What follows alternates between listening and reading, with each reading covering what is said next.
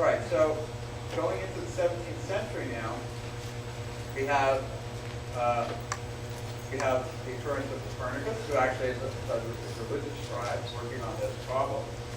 Ptolemy was long dead. He died around 150 AD or so. And we're talking about 1,500 years later. This model is still cruising. It's on cruise control. It's just being tweaked to match the observations that are still accumulating. What Copernicus found is that he reached a point where he couldn't adjust the Ptolemaic model anymore to keep it in agreement with the observations. He was just sort of like, if you want to think of it as a game like chess or something like that, it's kind of a checkmate situation. There just weren't any moves that you could make, that you could change anything to actually continue agreeing with the newest observations of Mars. So what we find is the Ptolemaic model ultimately does fail to account for the observed motions of heavenly bodies. And of course, the reason it failed to account for the observed motions of heavenly bodies is that it was wrong, right? And sooner or later, when it's wrong, it will fail the test.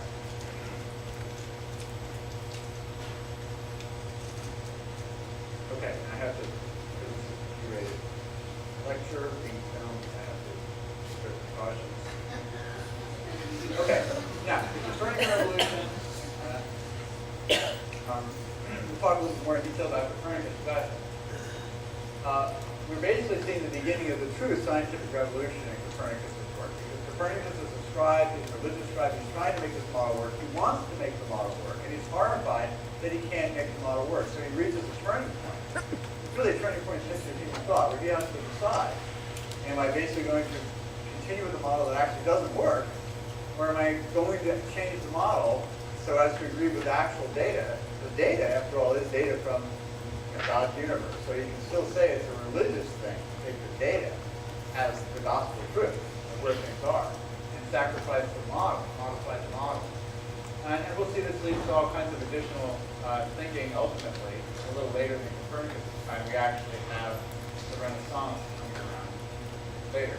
So there's new interest in the physical world, and even the idea of taking some of these ideas from the perfect universe out there and applying them on Earth for the first time.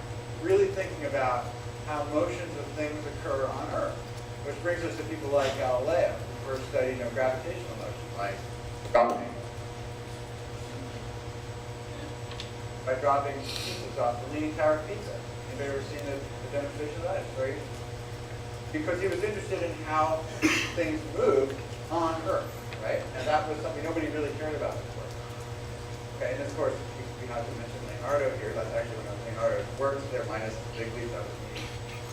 Not good that.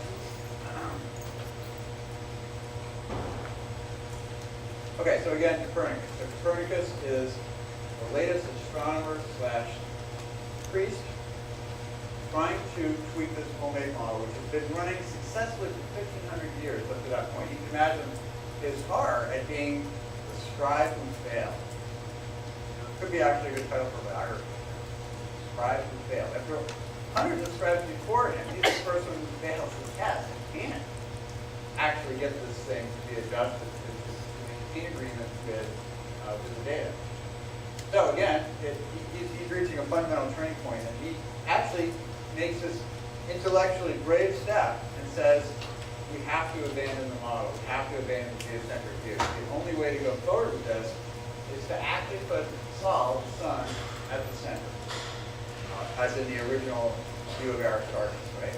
So he realizes we really have to do this.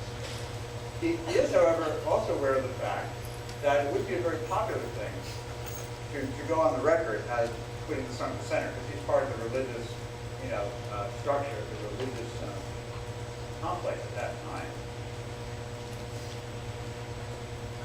But we can still look at the basic things that motivated Copernicus to come up with this new view. Well, the main advantage is that it actually agrees better with the observation data. It agrees a little bit better with the observation data. Not a massive improvement in agreement, but it does agree a little bit better with the observation data. But it's actually much simpler. Much simpler to model. He still maintains this perfect geometry of circles. So he still has the idea of deference. He doesn't have any idea about an orbit or something like that. Nothing like we would think of a modern orbit. He doesn't have any concept of orbit or force of gravity, nothing like that. So he still has the planets riding on crystalline spheres. But because he put the sun at the center, and the Earth as a body on a definite zone, he's maintaining these perfect spheres, which is an error. And because he maintains this perfect spherical shape of the deference, he still has to have some epicycles in order to get everything to be in the right place. But they're much smaller than the epicycles you needed in this Ptolemaic model. And you don't need nested epicycles for that. But you just need a little epicycle here and there in order to get reconstruction of the planetary motion, the actual observations that we see. But the really important point about the epicycles is that they're not used to create the retrograde motion itself. Remember in the Ptolemaic model, I showed you that funny animation with the loops and all that. Those loops were created by the epicycles. You had to have the epicycles to create that westward motion in the Ptolemaic model with the Earth at the center. With the sun at the center, it's just the natural spacing of the planets that does it, like I showed you in that one figure before. It's just the Earth passing by Mars in its orbit that creates the retrograde motion. The epicycle is a little bit of fine-tuning, but it doesn't create that basic behavior. That comes from merely putting the sun at the center. So again, I already showed you this. With the sun at the center, we create the retrograde motion when Earth passes by one of the outer planets. And by the way, it also works with the inner planets too, like Venus. Venus and Earth also have a retrograde motion thing going on between them. So the epicycles that still remain in the Copernican model are only there because he has the deference-shaped lung. We know that now, of course, there's no actual deference, there's no crystalline sphere, there's a real orbit, and it's not even perfectly circular, it's elliptical. Well, he was kind of approximating an elliptical shape by putting an epicycle on a circle. If you trace that out, you actually get pretty much an elliptical shape. So he was getting the right shape for motion, but not by using the modern concept of an orbit. Okay, so the foundations of the Copernican revolution. This is pretty interesting to go through. So the celestial spheres do not have one common center. Now, why does he say it this way? Well, it's not that everything is going around the sun, because we still notice that the moon is going around the Earth, that's for sure, right? Everybody agrees the moon is going around the Earth. So to say that the planets are going around the sun means that there isn't one single common center of motion. The Earth is the center of its lunar orbit, and the sun is the center of all the planetary orbits, including the Earth's planetary orbit. So that's the meaning of the point one there. Earth is the center of the lunar orbit and of gravity, because you notice when you drop things, of course, they fall to Earth. That's the concept of gravity. So Earth is the center of gravity that we experience. The spheres, by spheres he means these crystalline spheres that the planets ride on, all revolve around the sun, including the Earth. So that's the big thing right there, at least the sun at the center. Now, remember the stellar parallax was a problem for the Greeks. The stellar parallax, they said, if the Earth is going around the sun, then we will see the nearby stars shift relative to distant stars just because of that perspective thing. But Copernicus finally figures out what's really going on there. It's the vastness of the distance that's making that unobservable. The stars are much, much further away from the Earth than is the sun.